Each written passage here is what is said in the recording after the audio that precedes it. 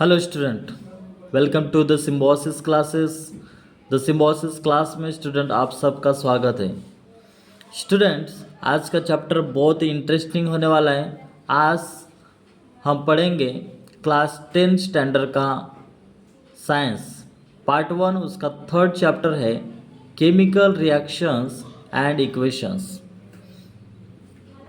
Chemical reaction and equations यानी students रासायनिक प्रतिक्रिया और समीकरण। तो हम आपके लिए ये हैंड रिटन नोट्स लेकर आए हैं गाइस। हमें इसे बनाने में बहुत मेहनत लगी है। इस पूरे चैप्टर में जितने भी इम्पोर्टेंट पॉइंट्स या प्रीवियस ईयर्स में जो क्वेश्चंस आ चुके हैं उन सभी क्वेश्चंस के पॉइंट नोट्स के फॉर्म में पॉइंट टू पॉइंट कन्वर्ट कर लिया गया है। आप देख सकते हो ये नोट्स उन बच्चों के लिए है जो 100% मार्क्स लाना चाहते हैं, जो चाहते हैं कि एक जगह पूरा चैप्टर कवर हो, बार बार उनको 10 जगह देखने की आवश्यकता ना पड़े। जो कि इस वीडियो के अंदर हमने हर टॉपिक को इंक्लूड किया गया, चाहे वो फिर एक्टिविटी बेस्ड क्वेश्चंस हो या फिर नॉर्मल क्वेश्चंस हो या फिर स्टडी बेस्ड क्वेश्चंस हो। हर तरीके के जो होते हैं क्वेश्चंस उनको पॉइंट टू पॉइंट नोट्स के फॉर्म में कन्वर्ट कर लिया है। इस नोट्स को बहुत सारे टीचर्स ने मिलकर सजेशन के साथ बनाया है, जो आपके साथ मैं आज डिस्कस करने वाला हूँ। तो अगर आप ये पूरा वीडियो देखते हैं तो मैं प्रॉमिस कर सकता हूँ कि इससे बाहर एग्ज़ाम में नहीं आएगा। तो चलिए हम स्टार्ट करते हैं। सबसे पहले स्टूडेंट्स केमिकल रिएक्शन चैप्टर जो है केमिकल रिएक्शन एंड इक्वेशंस। तो केमिकल रिएक्शन यानी क्या होता है इसके बारे में हम पढ़ेंगे। अब यहाँ पर सिंपल डेफिनेशन है स्टूडेंट्स, ये सब पॉइंट टू पॉइंट्स ये आपको ध्यान में रखना है। Chemical reaction are the processes by which chemicals interact to form new chemicals with different compositions. यानी स्टूडेंट्स रासायनिक प्रतिक्रिया वे प्रतिक्रिया है जिनके द्वारा रसायन परस्पर क्रिया करके विभिन्न संरचनाओं वाले नए रसायन बनाते हैं। बच्चों फिर से रिपीट कर रहा हूँ, केमिकल रिएक्शन यानी रासायनिक प्रतिक्रिया वे प्रतिक्रिया है जिनके द्वारा रसायन परस्पर क्रिया करके विभिन्न संरचनाओं वाले नए रसायन बनाते हैं। या फिर दूसरे शब्द में अगर कहा जाए तो a chemical reaction is the process where reactant are transform into product. यानी रासायनिक प्रतिक्रिया वह प्रक्रिया है जहां अभिकारक यानी रिएक्टेंट वो क्या होता है, प्रोडक्ट में बदल जाता है। रासायनिक प्रतिक्रिया वह प्रक्रिया है जहां रिएक्टेंट जो है वो प्रोडक्ट में परिवर्तित हो जाता है। तो स्टूडेंट ये रही हमारी केमिकल रिएक्शन का डेफिनेशंस। अब नेक्स्ट केमिकल रिएक्शन के कुछ एग्जांपल्स भी हमको ध्यान में रखना है। अगर आपके एग्जाम में अगर ये भी आते हैं कि उसके कुछ एग्जांपल्स लिखो, तो एग्जांपल्स भी मैं आपको बता देता हूँ। जैसे एग्जांपल्स ऑफ केमिकल रिएक्शन, ये केमिकल रिएक्शन के कुछ रासायनिक प्रतिक्रिया के कुछ उदाहरण हैं। यहाँ पर फर्स्ट पॉइंट देखो स्टूडेंट्स, बर्निंग फ्यूल्स यानी ईंधन का जलना, ये एक केमिकल रिएक्शन हो गया। मेल्टिंग आयरन, लोहा गलाना, digestion of food in the stomach, ये भी पेट में जो भोजन डाइजेस्ट होता है ये भी एक केमिकल रिएक्शन है। मिल्क टर्न इनटू कर्ड यानी दूध क्या होता है, दही में परिवर्तित हो जाता है, बदलना उसका, ये भी एक केमिकल रिएक्शन है। Burning of magnesium ribbon, magnesium ribbon का जलना, और रेस्पिरेशन यानी सांस लेना, ये सब केमिकल रिएक्शन के कुछ एग्जांपल्स हैं। स्टूडेंट इनमें से कोई भी आप ध्यान में रखकर आप अपने एग्जाम में लिख सकते हो। अब ये एग्जांपल्स हो गए। देन आगे हम बढ़ते हैं, symbolic representations of chemical reactions that involves the use of formula and symbols. रासायनिक प्रतिक्रियाओं का प्रतीकात्मक प्रतिनिधित्व जिसमें सूत्रों और प्रतीकों को उपयोग शामिल है, जिसमें सूत्रों और प्रतीक, सिंबल्स और फॉर्मूला ये उसमें शामिल होते हैं। तो चलिए हम आगे बढ़ते हैं। स्टूडेंट्स, अब हम देखेंगे फिजिकल रिएक्शन। केमिकल रिएक्शन के बारे में हमने पढ़े और उसके बारे में जो एग्जांपल्स भी है वो हम समझे। अब हम फिजिकल रिएक्शन यानी भौतिक प्रतिक्रिया किस तरीके से, आपके चैप्टर के अंदर जितने भी पॉइंट्स बनते हैं वो सारे पॉइंट हम यहाँ पर एक्सप्लेन कर रहे हैं।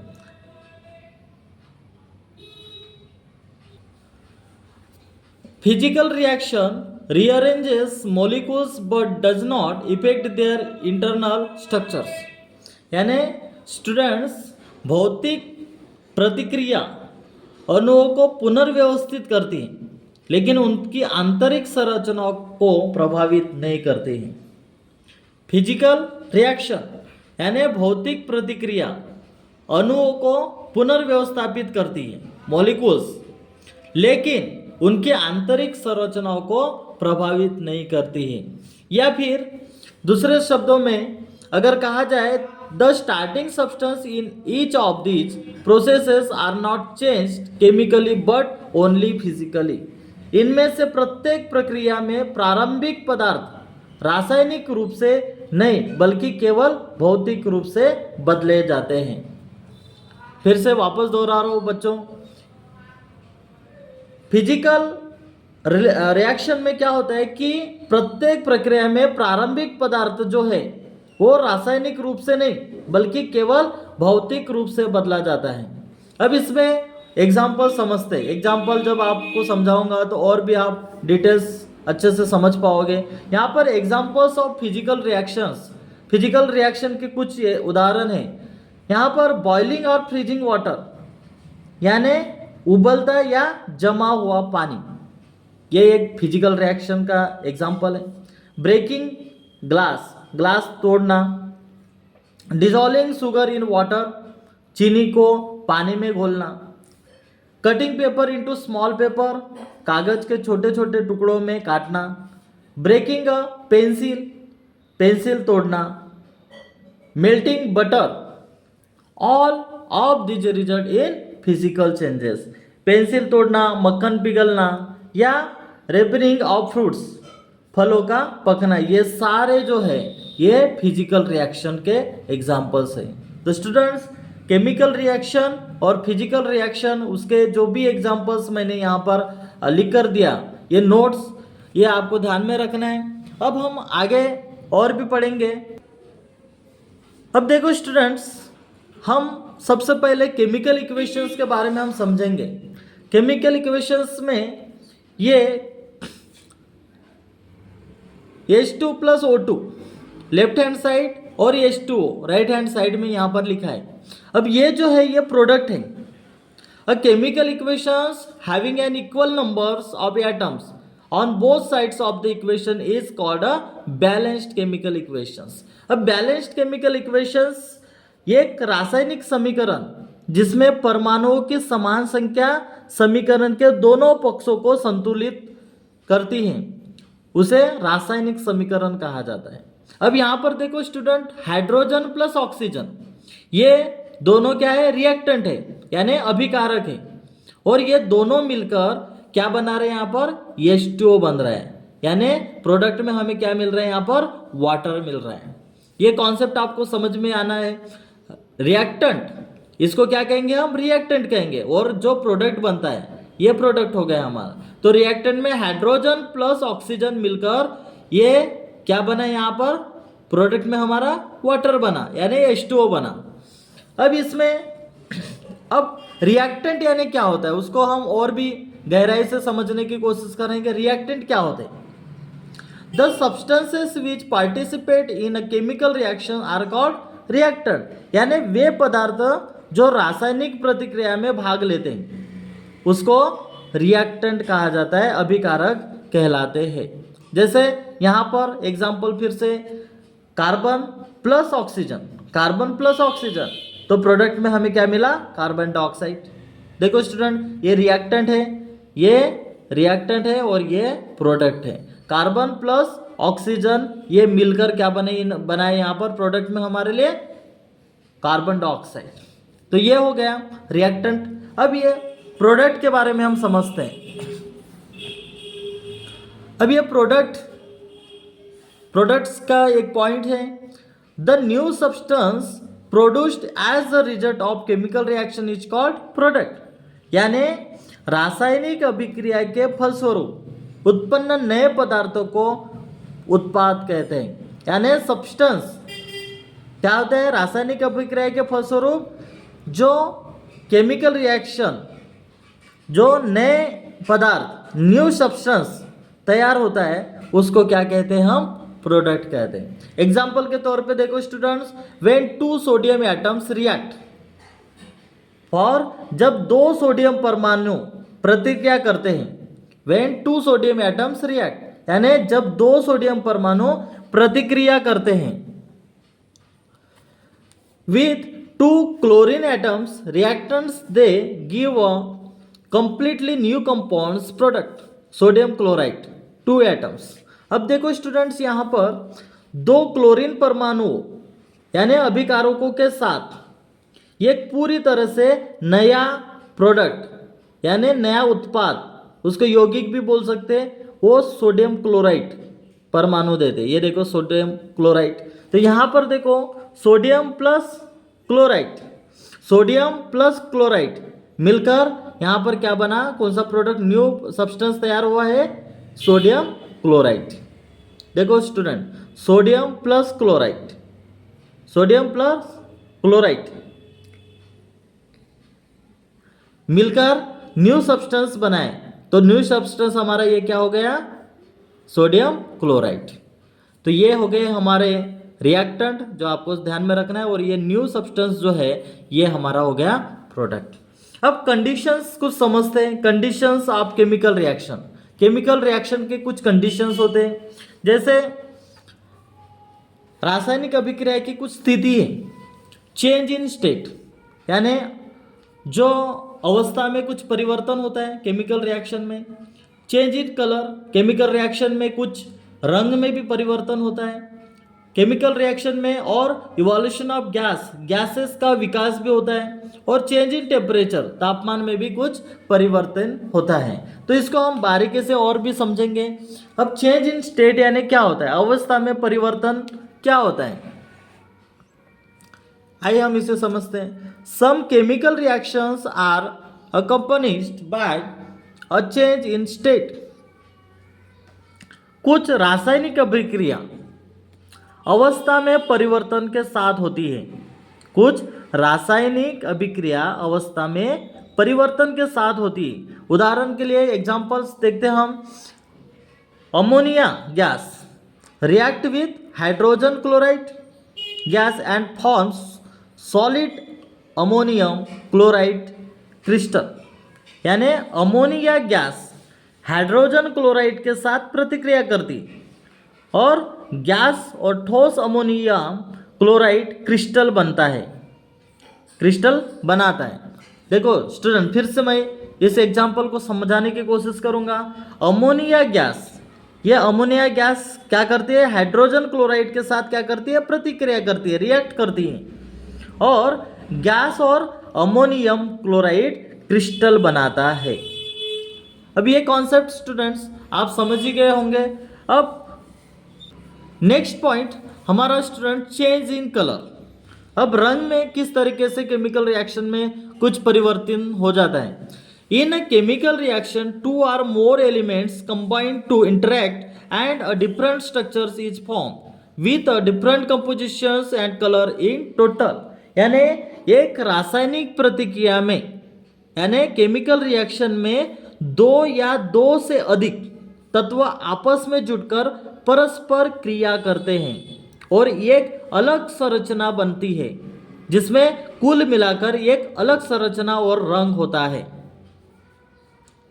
देखो स्टूडेंट्स, चेंज इन कलर यानी केमिकल रिएक्शन में, in a chemical reaction, chemical reaction में 2 या दो से अधिक तत्व एलिमेंट्स कंबाइन यानी आपस में जुड़कर परस्पर क्रिया करते हैं और एक अलग संरचना बनाते हैं, एक अलग डिफरेंट स्ट्रक्चर बनाते हैं, जिसमें कुल मिलाकर एक अलग संरचना और रंग होता है। एग्जाम्पल के तौर पे हम समझेंगे, on heating the green colour of ferrous sulphate changes to the reddish brown colour of ferric oxide, यानी फेरस सल्फेट गर्म करने पर हरा रंग फेरिक ऑक्साइड के लाल भूरे रंग में बदल जाता है। फिर से, फेरस सल्फेट गर्म करने पर हरा रंग फेरिक ऑक्साइड के लाल भूरे रंग में बदल जाता है। अब ये एग्जांपल्स आप समझ ही गए होंगे। अब नेक्स्ट थर्ड पॉइंट हमारा रहेगा इवोल्यूशंस ऑफ गैस, गैस का विकास। इसमें evolution of gas, some chemical reactions take place with the evolution of gas. Gas के विकास के साथ कुछ रासायनिक प्रतिक्रिया होती है, कुछ रासायनिक प्रतिक्रिया होती है। एग्जाम्पल के तौर पे हम समझेंगे, when zinc react with hydrochloric acid hydrogen gas is involve with the formation of zinc chloride, यानी जब जिंक हाइड्रोक्लोरिक एसिड के साथ प्रतिक्रिया करता है तो जिंक क्लोराइड के निर्माण के साथ हाइड्रोजन गैस निकलती है। फिर वापस दोहराता हूं स्टूडेंट्स, आपको समझना है, जब जिंक हाइड्रोक्लोरिक एसिड से रिएक्ट करता है, हाइड्रोक्लोरिक एसिड से क्या करता है, रिएक्ट करता है जिंक, तो जिंक क्लोराइड के निर्माण के साथ हाइड्रोजन गैस निकलती है। Number fourth, change in temperatures, तापमान में परिवर्तन। There are certain chemical reaction that are characterised by change in temperatures. कुछ रासायनिक प्रतिक्रिया होती है जिनकी विशेषता तापमान में परिवर्तन होता है। कुछ रासायनिक प्रतिक्रिया होती है जिनकी विशेषता तापमान में परिवर्तन होता है। हमने एग्जाम्पल भी देखे शुरुआत में, केमिकल रिएक्शंस और फिजिकल रिएक्शंस, उनमें टेम्परेचर का भी कुछ एग्जाम्पल्स है जहाँ पर आप समझ सकते हो खुद से। और भी हम आगे बढ़ते हैं स्टूडेंट्स। अब हम केमिकल इक्वेशंस के बारे में जानते हैं। अब केमिकल इक्वेशंस क्या होता है उसके बारे में डेफिनेशन है simple, a chemical is a symbolic representations of an actual chemical change और the short hand method of representing a chemical reaction in term of symbols and formula of the different reactants and product is called a chemical equations।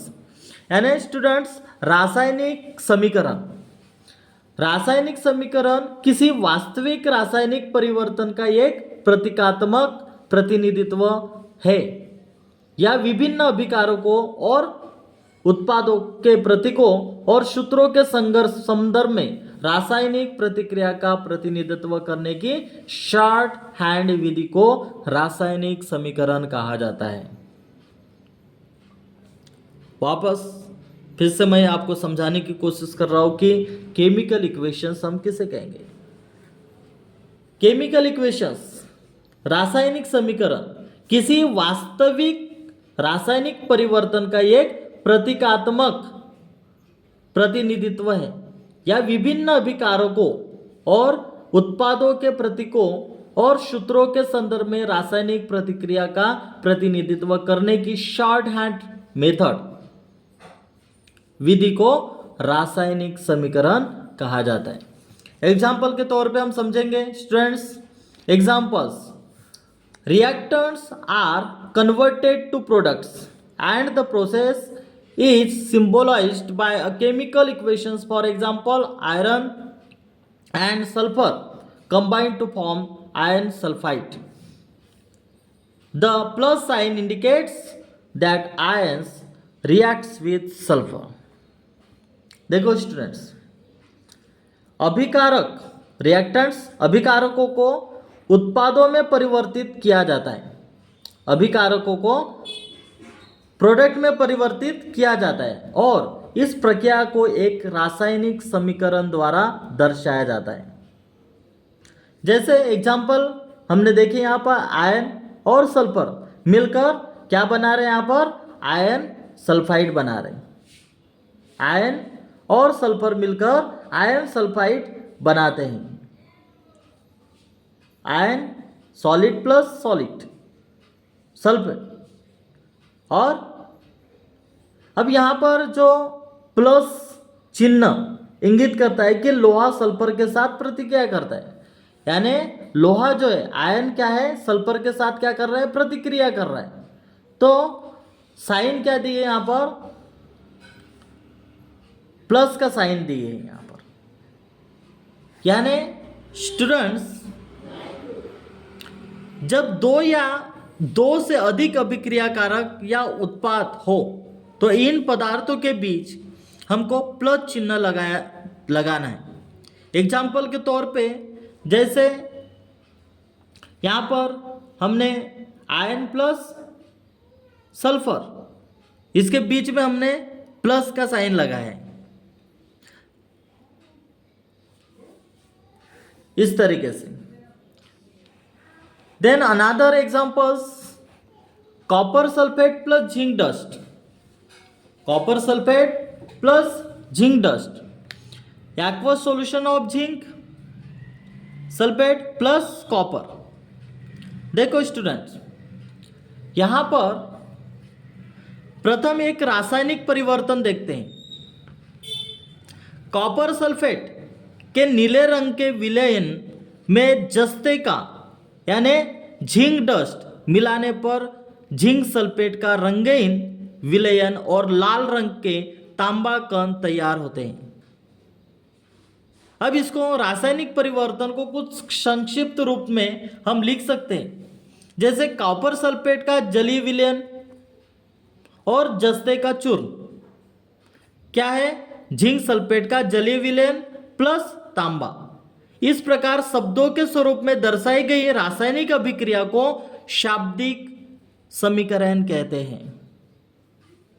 इस शाब्दिक समीकरण को और अधिक सूक्ष्म और संक्षिप्त स्वरूप में रासायनिक सूत्रों के उपयोग में पुनः लिख सकते हैं इस तरीके से। देखो स्टूडेंट्स, यहां पर हमने लिखे, इसको हम पुनः लिख सकते हैं। कॉपर सल्फेट, जिंक डस्ट, यह एक संक्षिप्त शाब्दिक समीकरण है, एक संक्षिप्त रूप में लिखा गया है, एक सूत्र के फॉर्म में। यानी रासायनिक सूत्र की सहायता से रासायनिक अभिक्रिया की अभिव्यक्ति को रासायनिक समीकरण कहते हैं। और जैसे कॉपर सल्फेट व जिंक ये अभिक्रिया कारक है, उनकी परस्पर रासायनिक अभिक्रिया होकर पूर्ण रूप से अलग गुणधर्म वाला तांबा का कण व रंगहीन जिंक सल्फेट का विलयन ये उत्पाद तैयार हुआ है। Aqueous solution of zinc sulphate plus copper. इस तरीके से हमारा केमिकल इक्वेशंस के कुछ एग्जांपल्स थे जो यहां पर हमने समझे। अब नेक्स्ट पॉइंट, अब students writing a chemical equations. कुछ केमिकल इक्वेशन किस तरीके से हम लिखते हैं। यहां पर देखो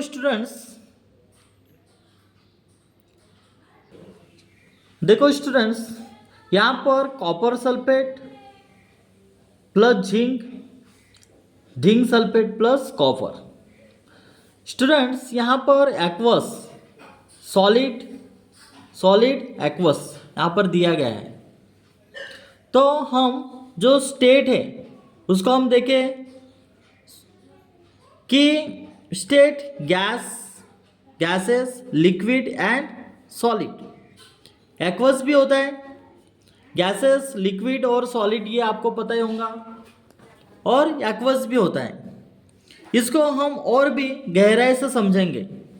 जैसे रासायनिक समीकरण को अधिक स्पष्ट बनाने के लिए अभिक्रिया कारक और उत्पादित पदार्थों की भौतिक अवस्था समीकरण में दर्शाना आवश्यक होता है। पदार्थों को गैसीय, द्रव व ठोस अवस्था को संकेत द्वारा गैसेस, लिक्विड, सॉलिड ये अक्सर कोष्टक में लिखकर दर्शाते हैं। इसी प्रकार ये यदि उत्पाद गैसीय अवस्था में हो तो उसको गैसेस जी लिखेंगे, और उत्पाद गैसीय अवस्था में हो तो उसके स्थान पर ऊपर की ओर दिशा में दर्शाने वाले तीर से दिखाई देते हैं। इस तीर को दिखाई देता है, जैसे गैसेस की अवस्था में हो तो ये तीर को लगाया जाता है ऊपर की ओर। उत्पाद अघुलनशील ठोस के रूप में हो यानी अवक्षेप के रूप में तैयार हो तो सॉलिड जो है, सॉलिड के बदले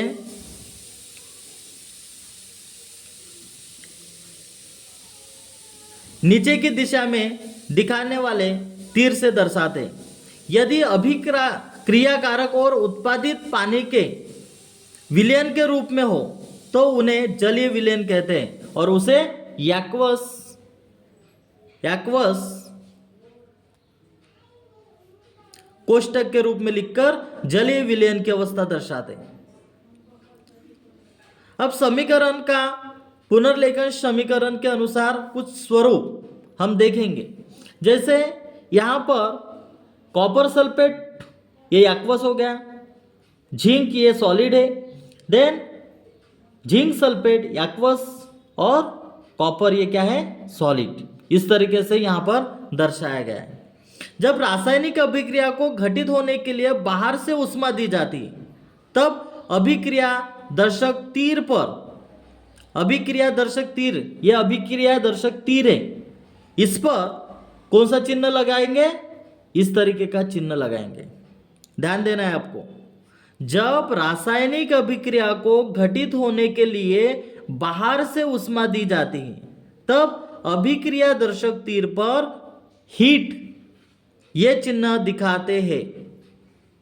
उदाहरण के रूप में चूने के पत्थर को ऊष्मा देने पर काली चूना बनता है। यह अभिक्रिया निम्न प्रकार से लिखते हैं। जैसे देखो स्टूडेंट्स, यहां पर calcium carbonate heat, then calcium oxide plus carbon dioxide. देखो यहां पर कॉन्सेप्ट आपको समझना है कि जब यदि उत्पाद गैसीय अवस्था में है उसके स्थान पर ऊपर की दिशा में दर्शाने वाले तीर से दिखाते, इस ये दिखाया है यहां पर। Then calcium oxide plus carbon dioxide,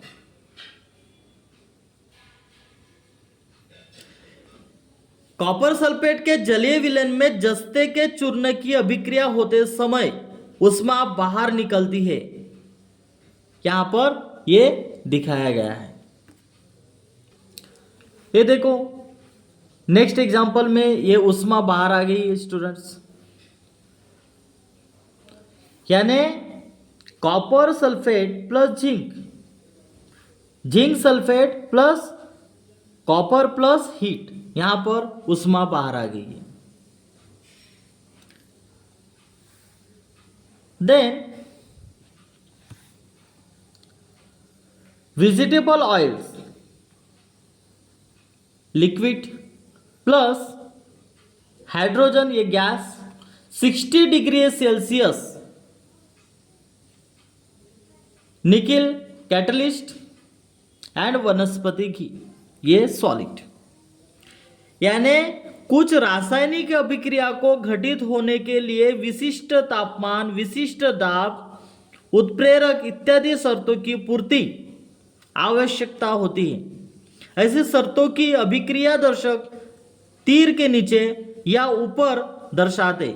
उदाहरण के लिए जैसे यहां पर 60 डिग्री सेल्सियस निकिल कैटलिस्ट, तापमान तक गर्म करने पर निकेल कैटलिस्ट की उपस्थिति में हाइड्रोजन गैस के साथ अभिक्रिया करने पर हमें क्या मिल रहा है? यहां पर वनस्पति घी मिल रहा है।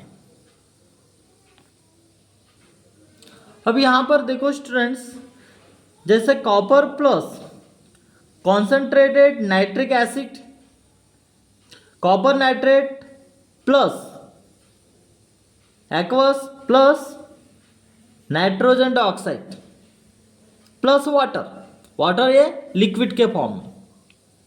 यानी स्टूडेंट अभिक्रिया कारक उत्पाद के विषय में विशेष जानकारी या उनमें उनके नाम उनके सूत्रों के नीचे लिखते हैं। एग्जाम्पल के तौर पर तांबे की साद्र नाइट्रिक अम्ल के साथ अभिक्रिया करने पर विषैली नाइट्रोजन डाइऑक्साइड गैस तैयार होती है। यहाँ पर ये एग्जाम्पल्स है, इस एग्जाम्पल्स को हम समझ के लिए। अब यहाँ पर देखो copper plus dilute nitric acid aqueous है, then copper nitrate nitric acid plus hydrogen water H2O। यानी परंतु तांबे की तनु नाइट्रिक अम्ल के साथ अभिक्रिया करने पर नाइट्रिक ऑक्साइड गैस तैयार होती है।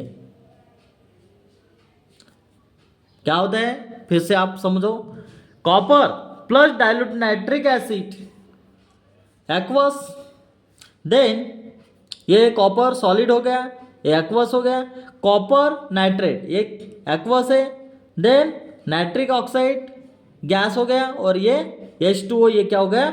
लिक्विड, वाटर ये लिक्विड के फॉर्म में। यानी तांबे की तनु नाइट्रिक अम्ल के साथ अभिक्रिया करने पर नाइट्रिक ऑक्साइड गैस तैयार होती है। स्टूडेंट ये कॉन्सेप्ट आप समझ ही गए होंगे। अब हम पढ़ेंगे बैलेंसिंग केमिकल इक्वेशंस।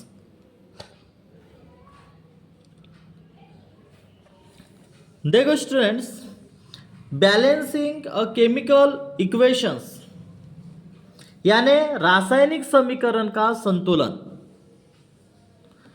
यान equations that has equal numbers of atoms of each elements on both the sides of the equation is called a balanced chemical equations. That is, mass of the reactant is equal to mass of the product.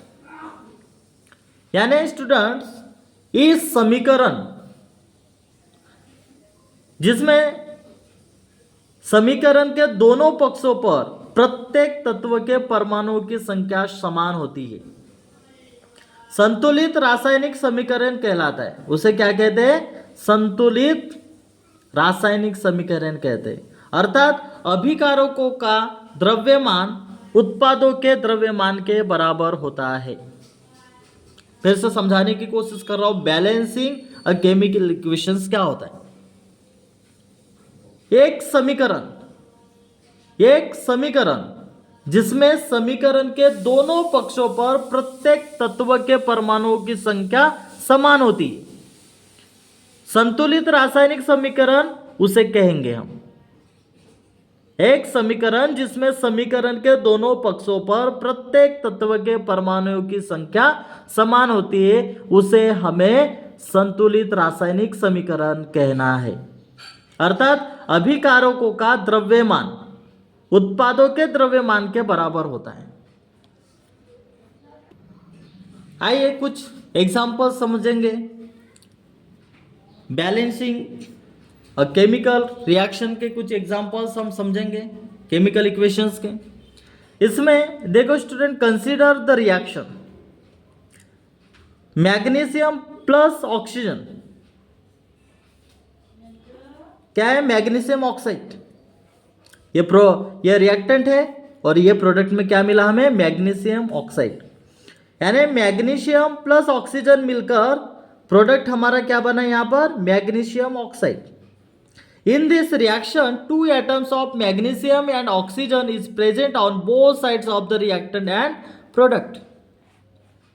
यानी students magnesium plus oxygen, magnesium oxide इस प्रतिक्रिया में अभिकारक और उत्पाद पक्ष के दोनों तरफ मैग्नीशियम एंड ऑक्सीजन के दो परमाणु मौजूद है, दो परमाणु एटम्स मौजूद होते हैं, इसलिए रासायनिक प्रतिक्रिया द्रव्यमान के संरक्षण के नियम का पालन करती है।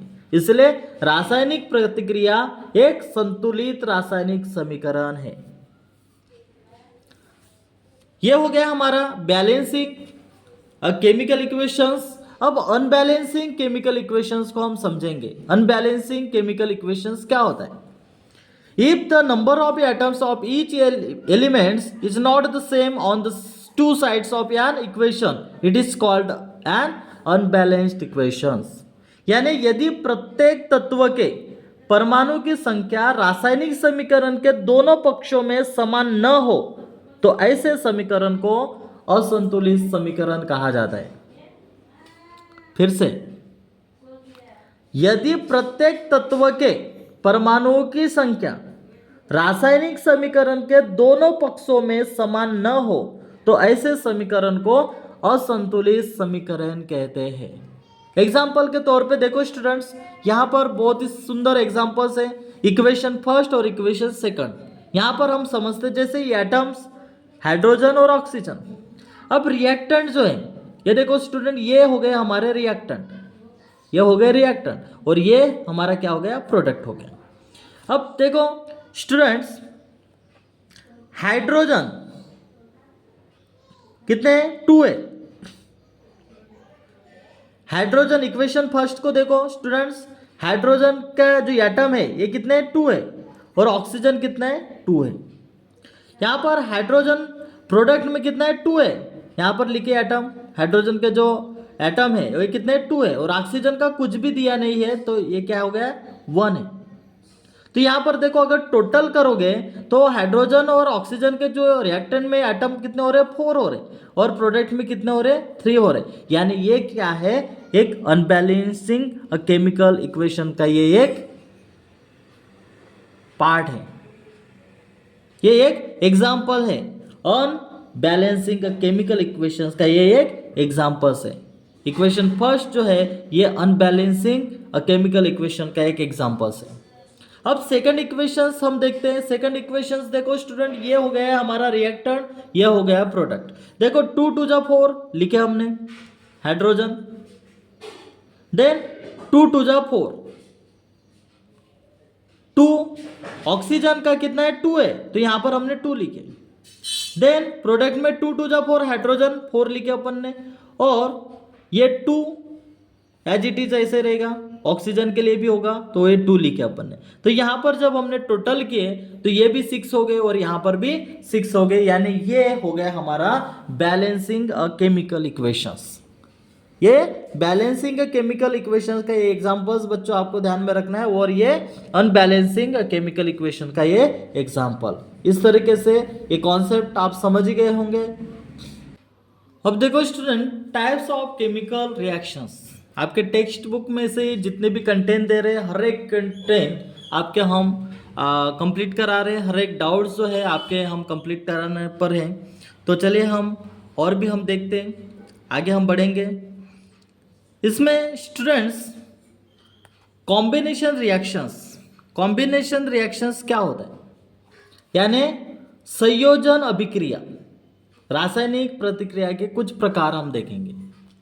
उसमें सबसे फर्स्ट हम देखेंगे कॉम्बिनेशन रिएक्शन। चलिए हम इसको भी समझते हैं। When 2 or more reactants combine in a reaction to form a single product, it is called combination reaction.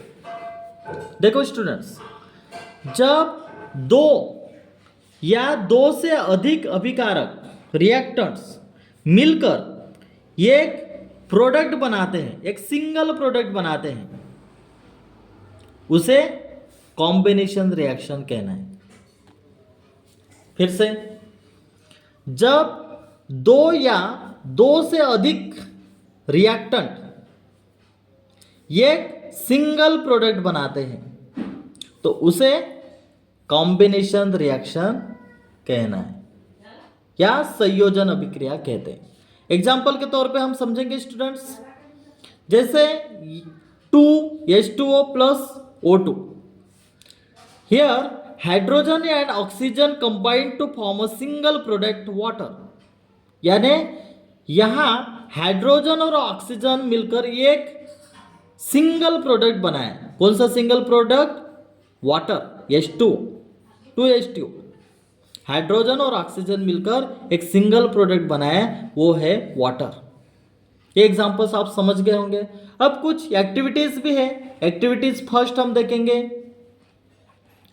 Activity में हम समझेंगे जैसे ammonia plus hydrogen chloride, ammonia plus hydrogen chloride, then ammonium chloride. यानी स्टूडेंट्स, जैसे ये एक activities है जो आपके टेक्स्ट बुक में दे रखी है, आप पढ़ सकते हो उसे। उसमें एक्टिविटीज में क्या है कि हाइड्रोक्लोरिक अम्ल, एक परख नली में हमने हाइड्रोक्लोरिक अम्ल लिए और परख नली को थोड़ा उष्मा दिए, तो अमोनिया के विलयन में एक कांच की छड़ डुबाकर उसे परख नली के मुंह पर रखें, तो कांच की छड़ के सिरे से धुआं जो है वो श्वेत निकलता हुआ दिखेगा। यानी परख नली को गर्म करने पर HCl की बाष्प बाहर निकलने लगती है और कांच की छड़ पर लगने विलयन से NH गैस बाहर निकलती है। अमोनिया व हाइड्रोजन क्लोराइड गैस, इनकी अभिक्रिया से अमोनियम क्लोराइड यह लवण गैसीय अवस्था में होकर सफेद रंग का धुआं निर्मित होता है, दिखाई देता है। इस रासायनिक समीकरण का ये उपयोग है। यहाँ पर अमोनिया है, हाइड्रोक्लोराइड है, हाइड्रोजन क्लोराइड है ये, देन यहाँ पर जो न्यू प्रोडक्ट बना है ये कौन सा है? Ammonium chloride. तो ये रहा। अब एक्टिविटी सेकंड हम देखेंगे students, magnesium plus oxygen, magnesium plus oxygen मिलकर मैग्नीशियम ऑक्साइड बनाए। यानी मैग्नीशियम धातु के फीते को अगर चिमटे से पकड़कर उसका दूसरा सिरा जलाएं तो हवा में जलकर मैग्नीशियम ऑक्साइड का श्वेत सफेद चूर्ण तैयार होता है। उपयुक्त अभिक्रिया को समीकरण के स्वरूप में इस तरीके से लिखा जाता है, जैसे यहां पर हमने लिखे मैग्नीशियम प्लस ऑक्सीजन और यहां पर ये देखो हीट जो है, देन मैग्नीशियम ऑक्साइड, इस तरीके से। देन एक्टिविटीज थर्ड में हम जाएंगे। Third, calcium oxide plus hydrogen, H2O, calcium oxide plus water, then calcium hydroxide plus heat. यानी calcium oxide plus water, calcium hydroxide plus heat.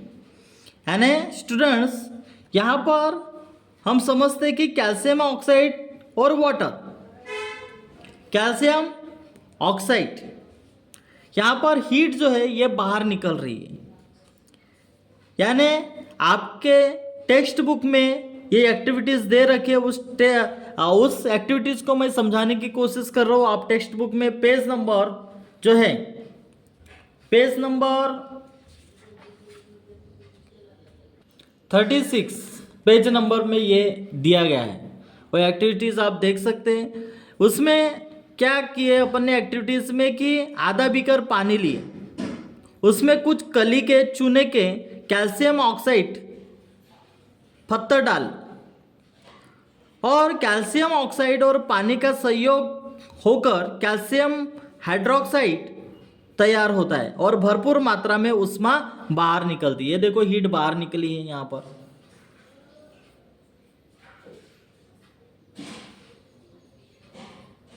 यानी जिस अभिक्रिया में दो या अधिक अभिकारकों का रासायनिक संयोग होकर केवल एक ही उत्पाद तैयार होता है, उस अभिक्रिया को क्या कहेंगे हम? कॉम्बिनेशन रिएक्शन कहेंगे। फिर से मैं आपको समझाने की कोशिश कर रहा हूं कि जिस अभिक्रिया में दो या अधिक अभिकारकों का रासायनिक संयोग होकर केवल एक ही प्रोडक्ट उत्पाद तैयार होता है, उस अभिक्रिया को हम क्या कहेंगे?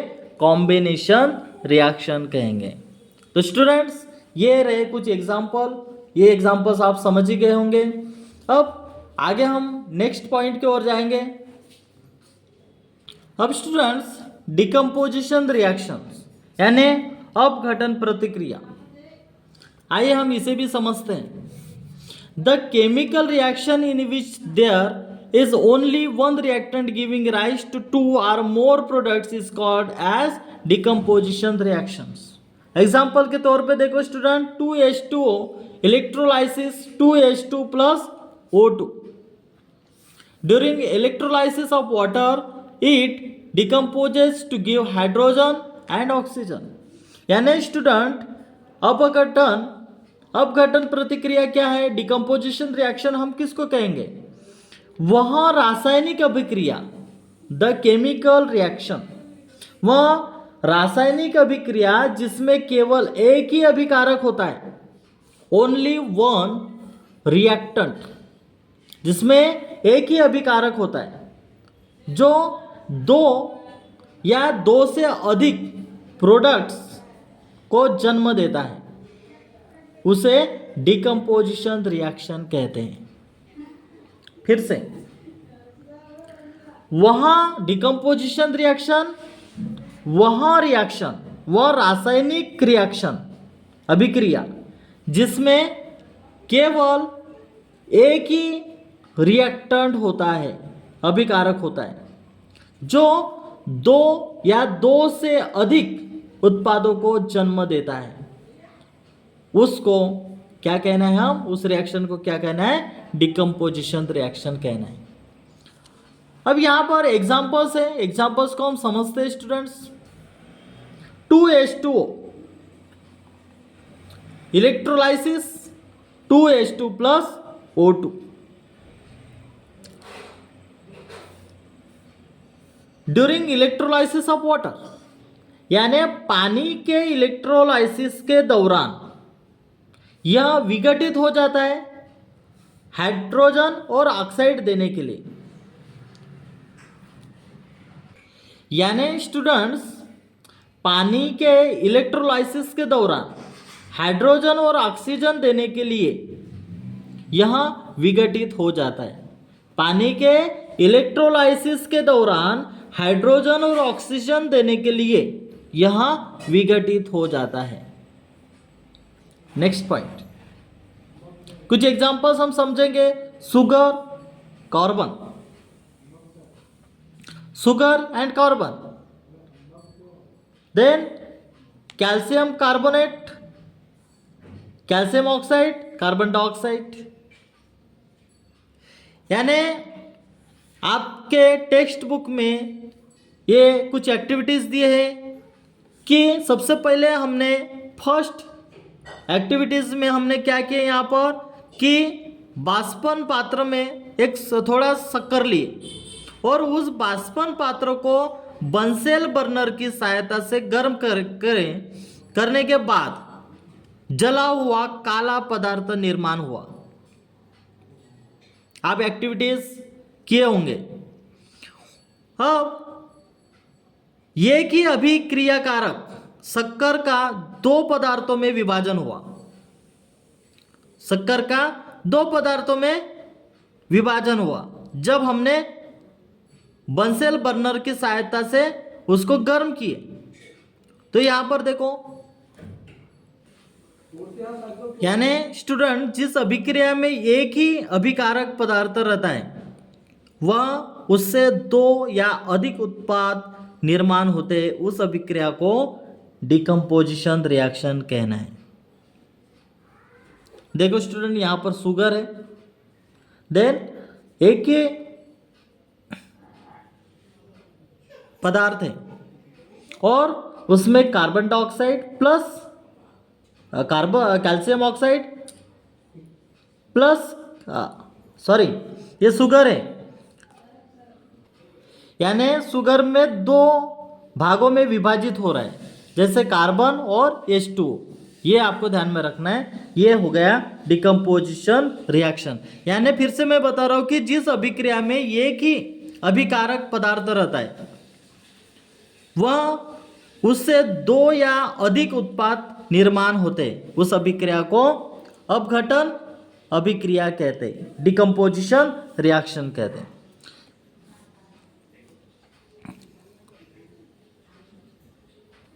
इसमें देखो स्टूडेंट, एक ही अभिकारक है कैल्शियम कार्बोनेट, और यहां पर प्रोडक्ट में दो है, कैल्शियम ऑक्साइड और कार्बन डाइऑक्साइड। यानी कैल्शियम कार्बोनेट, ताजा चूने का पानी। अब ये एक परख नली में कैल्शियम कार्बोनेट लिए और रबर कॉर्क की सहायता से वक्रन नलिका को परख नली से जोड़कर नलिका का दूसरा सिरा दूसरे परख नली में लिए ताजा चूने के पानी में अगर डुबाए तो परख नली में कैल्शियम कार्बोनेट के चूने को बर्नर की सहायता से अगर गर्म किए तो चूने का पानी दूधिया दिखाई देगा।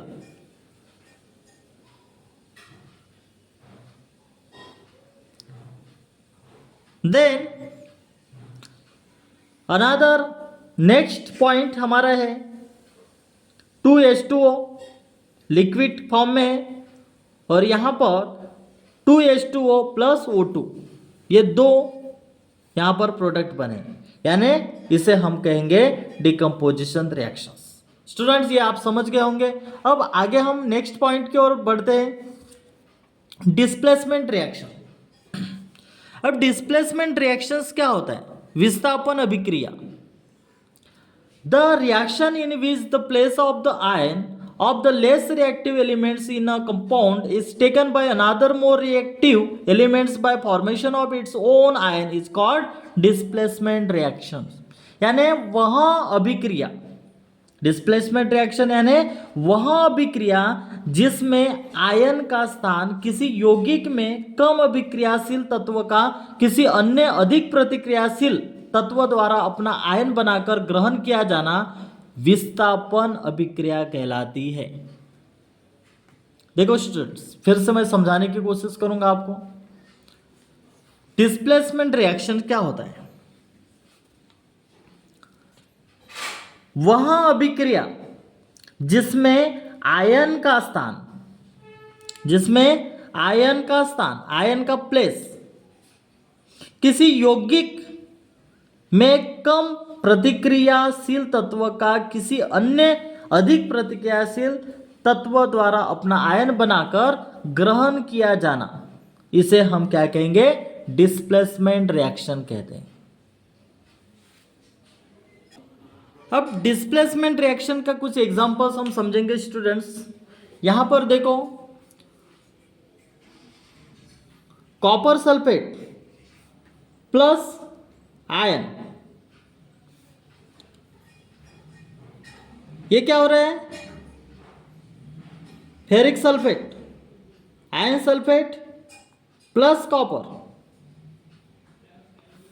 Copper is less reactive than ion, hence ion displaces copper from copper sulphate. This is displacement reaction. Examples आपको ध्यान में रखना है स्टूडेंट्स। यहां पर क्या होता है कि कॉपर सल्फेट और आयन, कॉपर जो है ये कॉपर लोहे की तुलना में कम प्रतिक्रियाशील है। कॉपर जो है वो लोहे की तुलना में कम प्रतिक्रियाशील है, इसलिए आयन जो है कॉपर सल्फेट से कॉपर को विस्थापित करता है। ये डिस्प्लेसमेंट रिएक्शन कहते हैं, इसे डिस्प्लेसमेंट रिएक्शन कहते हैं। फिर से मैं आपको समझाने की कोशिश कर रहा हूं। जैसे कॉपर है, कॉपर लोहे की तुलना में कम प्रतिक्रियाशील है, इसलिए कॉपर और कॉपर सल्फेट से कॉपर को विस्थापित करता है। यह डिस्प्लेसमेंट रिएक्शंस है। यानी स्टूडेंट्स, कॉपर सल्फेट के नीले विलयन में जस्ते का चूर्ण डालने पर जिंक सल्फेट का रंगीन विलयन तैयार होता है, वह ऊष्मा बाहर निकलती है। इस अभिक्रिया का रासायनिक समीकरण जो आपके टेक्स्ट बुक में दिया गया है वो आप देख सकते हो। उसमें पता चलेगा कि कॉपर सल्फेट आयनों का स्थान जिंक परमाणु से निर्माण हुआ और ये आयन लेते तथा कॉपर आयन से निर्माण हुए, यानी कॉपर परमाणु बाहर निकलते हैं, इसलिए जिंक के कारण कॉपर सल्फेट के कॉपर का विस्थापन होता है। जब एक यौगिक में स्थित कम क्रियाशील तत्वों के आयनों का स्थान दूसरे अधिक क्रियाशील तत्व आयन बनकर लेते हैं तो उस रासायनिक अभिक्रिया को क्या कहेंगे? हम डिस्प्लेसमेंट रिएक्शन कहेंगे। देन नेक्स्ट पॉइंट की ओर आगे बढ़ते हम स्टूडेंट्स, डबल डिस्प्लेसमेंट रिएक्शन। अब डबल डिस्प्लेसमेंट रिएक्शन क्या होता है? युग्म विस्थापन अभिक्रिया या दोहरा विस्थापन अभिक्रिया भी हम बोल सकते हैं। अब इसमें the reaction in which the ions in the reactants are exchange to forms precipitates are called double displacement reactions. यानी वह अभिक्रिया जिसमें अभिकारकों में आयनों का आदान प्रदान होकर अवक्षेप बनता है उसे द्विविस्थापन अभिक्रिया कहते हैं, यानी डबल डिस्प्लेसमेंट रिएक्शन कहते हैं। फिर से समझाने की कोशिश करो, फिर से स्टूडेंट्स ध्यान दो, बहुत इंपॉर्टेंट है, ये अक्सर आपके एग्जाम में पूछे जाते हैं इस टाइप के क्वेश्चंस। डबल डिस्प्लेसमेंट रिएक्शन वह अभिक्रिया जिसमें अभिकारकों में आयनों का आदान प्रदान होकर अवक्षेप बनता है, उसे हमें डबल डिस्प्लेसमेंट रिएक्शन कहना है। एग्जाम्पल देखो स्टूडेंट्स, यहां पर zinc sulphate plus barium chloride और zinc chloride plus barium sulphate. यहां पर देखो बच्चों आदान प्रदान हुआ है, आयनों का आदान प्रदान हुआ है। देखो यहां पर जिंक है, ये जिंक क्लोराइड और बेरियम जो है ये सल्फेट। जिंक क्लोराइड बनाए, आदान प्रदान हुआ जिंक क्लोराइड, जिंक क्लोराइड, ये देखो आदान प्रदान हुआ है। और ये जो बेरियम सल्फेट, ये देखो बेरियम सल्फेट, इस तरीके से ये आदान प्रदान हुआ है। यानी हियर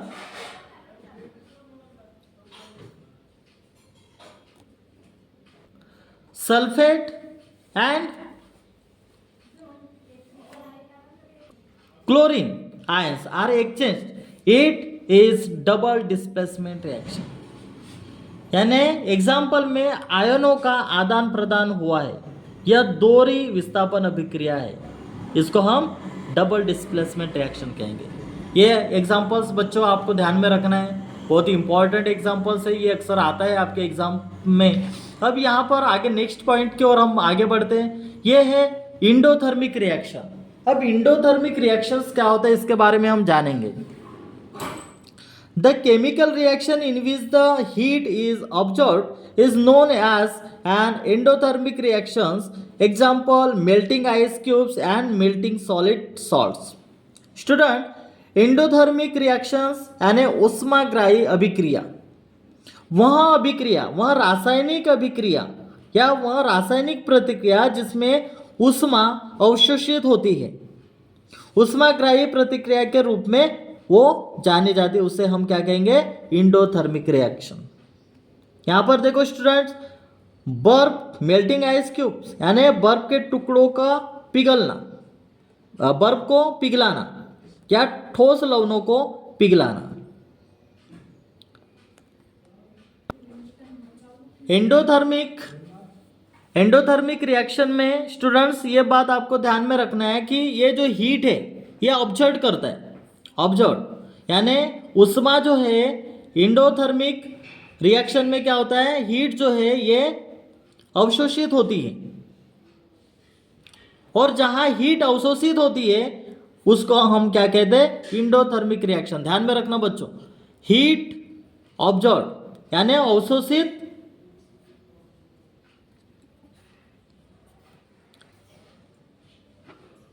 प्रतिक्रिया, उष्मा अवशोषित होने के प्रतिक्रिया को हम एंडोथर्मिक रिएक्शन कहेंगे। मेल्टिंग आइस क्यूब यानी बर्फ के टुकड़ों को पिघलाना, बर्फ के जो टुकड़े हैं वो पिघलते हैं तो उसे हम क्या कहेंगे, ये एक जो है एग्जांपल्स, या मेल्टिंग सॉलिड सॉल्ट्स या ठोस लवणों को पिघलाना, यानी यहां पर हीट ऑब्जर्व हो रहा है। तो ये दो एग्जांपल्स जो है ये एंडोथर्मिक रिएक्शन के एग्जांपल है। अब स्टूडेंट, एंडोथर्मिक रिएक्शंस क्या होता है, जिसमें उष्मा अवशोषित किया जाता है। अब इसके विपरीत है एक्सोथर्मिक रिएक्शन। अब एक्सोथर्मिक रिएक्शन के बारे में हम समझेंगे। यानी exothermic reaction is a chemical reactions that releases energy by light और heat. It is the opposite of an endothermic reactions. अब इसमें ऊष्माक्षेपी प्रतिक्रिया एक रासायनिक प्रतिक्रिया है। एक्सोथर्मिक रिएक्शन यानी ऊष्माक्षेपी प्रतिक्रिया एक रासायनिक प्रतिक्रिया है जो प्रकाश या गर्मी प्रतिक्रिया द्वारा ऊर्जा जारी करती है। यहां एंडोथर्मिक के विपरीत है, इसके विपरीत है, एंडोथर्मिक के विपरीत है एक्सोथर्मिक रिएक्शंस। अब एग्जांपल्स के तौर पे हम देखेंगे स्नो फॉर्मेशन इन क्लाउड्स, बादलों में बर्फ का बनना, बर्निंग ऑफ कैंडल्स, मोमबत्ती का जलना, बर्निंग ऑफ शुगर, चीनी का जलना, रस्टिंग ऑफ आयरन यानी लोहे में जंग लगना, ये एक्सोथर्मिक रिएक्शन के एग्जांपल्स हैं। तो स्टूडेंट्स, आपको यह ध्यान में रखना है कि एंडोथर्मिक रिएक्शन जो है वो उष्मा अवशोषित करती है और एक्सोथर्मिक रिएक्शन में उसके विपरीत है। ये बस ये दोनों पॉइंट्स आपको ध्यान में रखना है। जो एग्जांपल्स मैंने दिया गया ये एग्जांपल्स आपको ध्यान में रखना है, बहुत ही सिंपल। अब यहाँ पर हम एग्जांपल्स और भी डीपली हम समझने की कोशिश करेंगे, जैसे एंडोथर्मिक एंड एक्सोथर्मिक रिएक्शंस। अब यहाँ पर दोनों एग्जांपल्स यहाँ पर दिए गए हैं, यानी उष्मा उन्मोची अभिक्रिया और उष्मा उन्मोची अभिक्रिया। इसमें हम देखेंगे स्टूडेंट्स कि कैल्शियम कार्बोनेट प्लस हीट और calcium oxide plus carbon dioxide. देखो स्टूडेंट्स, यहां पर जो कार्बन कार्बोनेट है ये हीट को क्या कर रहा है, अवशोषित कर रहा है, और अवशोषित करके calcium oxide plus carbon dioxide बना रहा है। फिर से स्टूडेंट्स, ये एग्जांपल्स है, कैल्शियम कार्बोनेट जो है ये हीट को क्या कर रहा है, अवशोषित कर रहा है। एंडोथर्मिक रिएक्शंस मैंने अभी बताया थोड़ी देर पहले कि एंडोथर्मिक रिएक्शंस क्या होता है कि उष्मा को अवशोषित करना। तो कैल्शियम कार्बोनेट जो है ये हीट को क्या कर रहा है, अवशोषित कर रहा है, और अवशोषित करके calcium oxide plus carbon dioxide यहाँ पर बना रहा है। देन सेकंड जो है यहाँ पर क्या है student, calcium oxide plus water, calcium hydroxide plus heat. देखो स्टूडेंट, यहां पर कैल्शियम ऑक्साइड प्लस वाटर और यहां पर कैल्शियम हाइड्रोक्साइड प्लस हीट। यहां पर जो हीट है ये हीट जो है वो उत्सर्जित हो रही है, यहां पर अवशोषित हो रहा है। जहां हीट अवशोषित हो रहा है, उष्मा अवशोषित हो रहा है, उसको एंडोथर्मिक रिएक्शन कहेंगे या कहते हैं, और जहां हीट जो है वो उत्सर्जित हो रही है उसको हम क्या कहेंगे, एक्सोथर्मिक रिएक्शन कहेंगे। अब ये कॉन्सेप्ट स्टूडेंट्स आप समझ ही गए होंगे। नेक्स्ट पॉइंट की ओर हम आगे बढ़ेंगे। अब student, rate of chemical reactions, रासायनिक अभिक्रिया के कुछ रेट्स हम देखेंगे। इसमें रासायनिक अभिक्रिया के कुछ दर,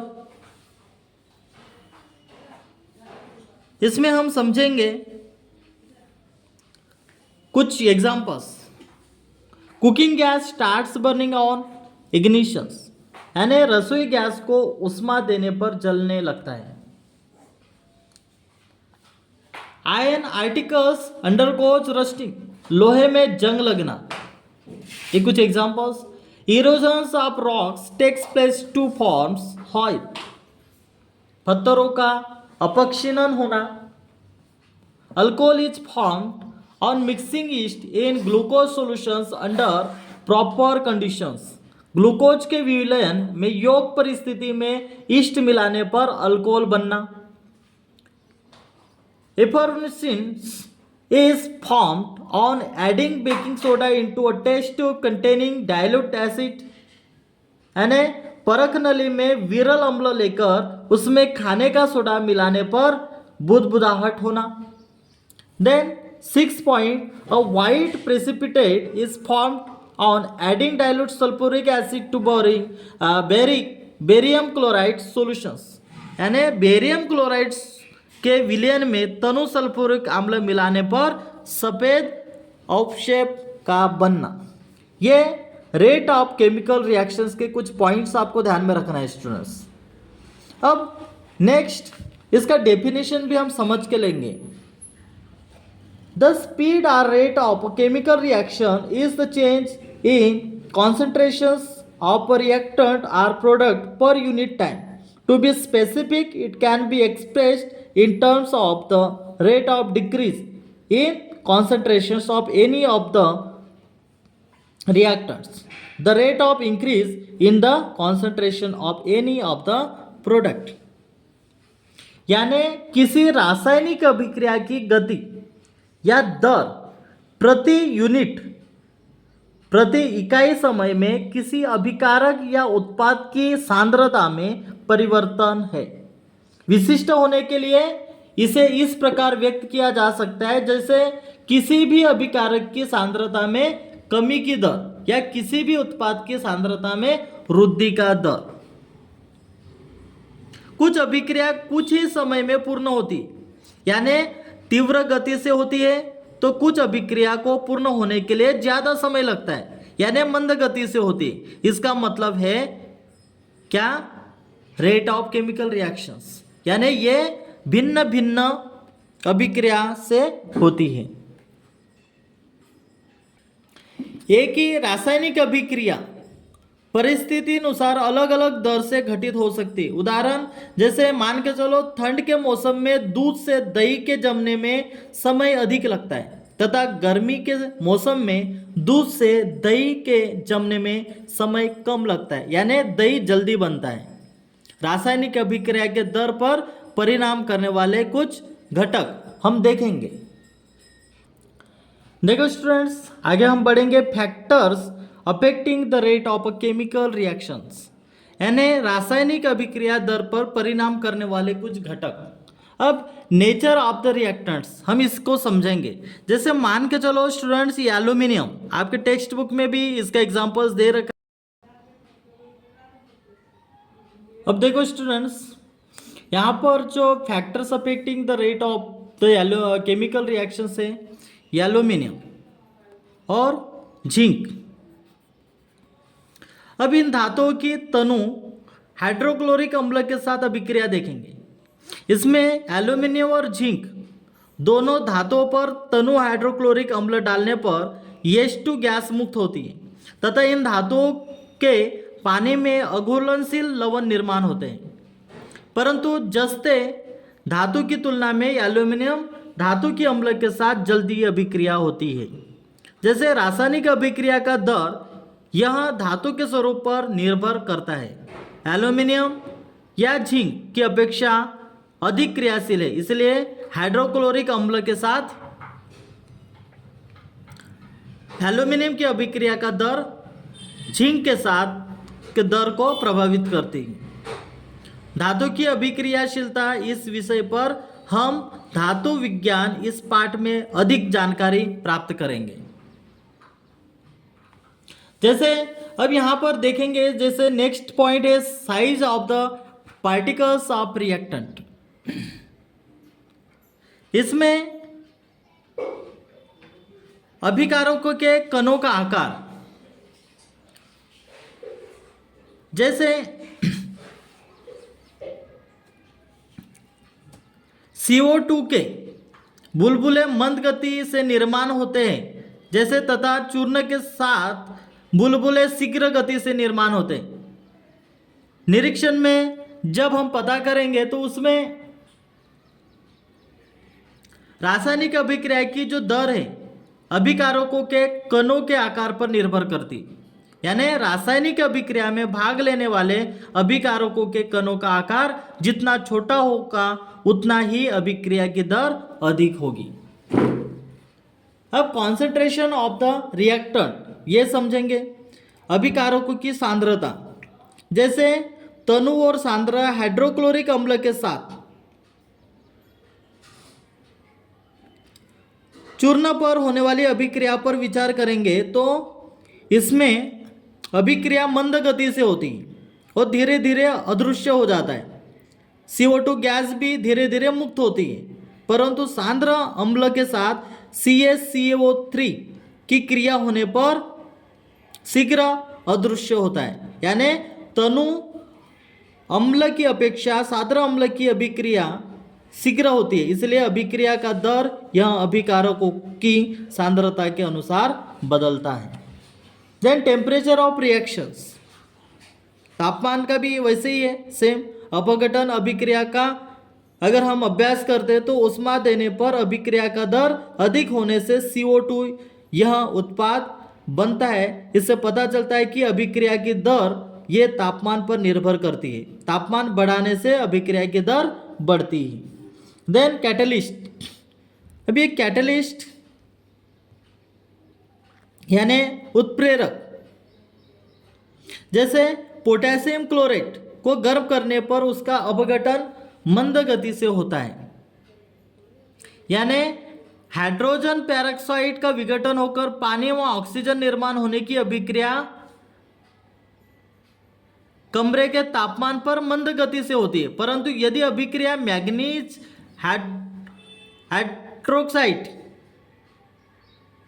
का चूर्ण लेने पर तीव्र गति से होती है। तो इस तरीके से स्टूडेंट्स ये जो factors affecting the rate of chemical reaction के कुछ पॉइंट्स है ये आपको ध्यान में रखना है। अब हम आगे पढ़ेंगे ऑक्सीडेशंस। ऑक्सीडेशंस क्या होता है? It is defined as the addition of oxygen to the substance or the removal of hydrogen from the substance in electronic terms loss of electrons is called oxidation.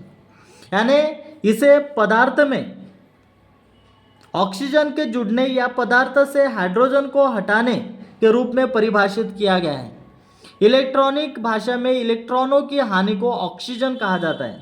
Example के तौर पे carbon plus oxygen, carbon plus oxygen carbon dioxide.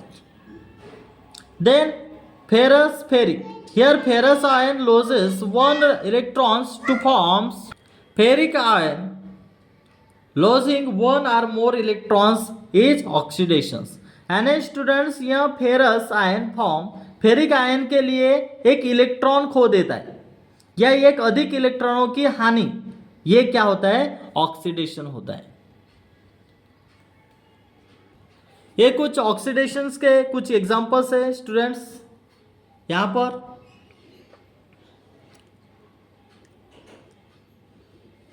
इसमें से hydrogen gas निकल गई है, ये oxidation के कुछ एग्जांपल्स हैं। अब रिडक्शंस के बारे में हम देखेंगे। रिडक्शंस क्या है? A chemical reaction which involves addition of hydrogen और रिमूवल ऑफ ऑक्सीजन और gain of electrons is called as reductions. यानी स्टूडेंट्स एक रासायनिक प्रतिक्रिया जिसमें हाइड्रोजन का जुड़ना या ऑक्सीजन का निष्कासन या इलेक्ट्रॉनों का लाभ शामिल होता है, ये रिडक्शन कहते हैं। अब यहाँ पर देखो स्टूडेंट्स, एडिशन ऑफ हाइड्रोजन और रिमूवल ऑफ ऑक्सीजन। यहाँ पर हाइड्रोजन ऐड हुआ है और यहाँ पर ऑक्सीजन क्या हो गया, रिमूव हो गया। यहाँ ऑक्सीजन जो है वो रिमूव हो गया। इन the above reaction copper oxide is changing to copper, that is oxygen is being removed from copper oxide, so copper oxide is being reduced to copper। यानी प्रतिक्रिया में कॉपर ऑक्साइड कॉपर में बदल रहा है, यानी कॉपर ऑक्साइड से oxygen निकाली जा रही, कॉपर ऑक्साइड से ऑक्सीजन निकाली जा रही, तो कॉपर ऑक्साइड को कॉपर में अपचित किया जा रहा है। देखो कॉपर ऑक्साइड से क्या हो रहा है, ऑक्सीजन को, कॉपर ऑक्साइड से ऑक्सीजन को निकाला जा रहा है, यानी ऑक्सीजन को निकाला जा रहा है, रिमूव किया जा रहा है। Then in the above reactions H2 is changing into H2O, that is oxygen is being added to hydrogen, so hydrogen is being oxidized to water। यानी उपरोक्त प्रक्रिया में H2 H2O में बदल हो रहा है, H2 जो है वो H2O में बदल हो रहा है, H2 जो है वो H2O में बदल रहा है, यानी हाइड्रोजन में ऑक्सीजन मिलाई जा रही है। ये देखो H2O ऑक्सीजन मिलाई जा रही, तो हाइड्रोजन पानी में ऑक्सीकृत हो रहा है। इस तरीके से ये कुछ एग्जांपल्स थे जो मैंने यहाँ पर लिखा हुआ, ये एग्जांपल्स आपको ध्यान में रखना है स्टूडेंट्स, बहुत इंपॉर्टेंट है। स्टूडेंट्स कोरोजन, अब ये कोरोजन क्या होता है, संक्षारण।